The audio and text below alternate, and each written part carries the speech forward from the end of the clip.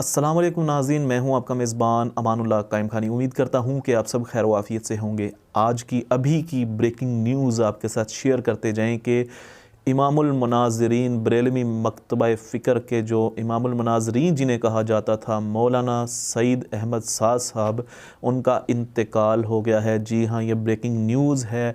मौलाना सईद अहमद साद साहब जो कि इमामुल मुनाज़रीन के नाम से मशहूर थे और जो मुनाज़रे करते थे बरेलवी मकतबा फ़िक्र की तरफ से, उनका इंतकाल हो गया है। अल्लाह की रज़ा से वो इंतकाल फरमा गए हैं। ये ब्रेकिंग न्यूज़ है और अभी हमारे पास आई, हमने सोचा आपके साथ शेयर करते जाएँ। इमामुल मुनाज़रीन हज़रत मौलाना सईद अहमद साद साहब अल्लाह की रज़ा से इंतकाल फरमा गए हैं। अगर देखा जाए मुनाज़रों की दुनिया में तो बेहतरीन मुनाज़रा करते थे सईद अहमद साद साहब और बरेलवी मकतबा फ़िक्र के एक बड़े टॉप के स्कॉलर थे। आपकी खिदमात के हवाले से बात की जाए तो बहुत खिदमात हैं। जब तक की ब्रेकिंग न्यूज़ थी, जनाजे का जो है वो हम आपको इंशाल्लाह अपडेट कर देंगे। जैसे ही जनाजे के हवाले से कुछ अपडेट्स आएंगी वो भी आपको बता देंगे।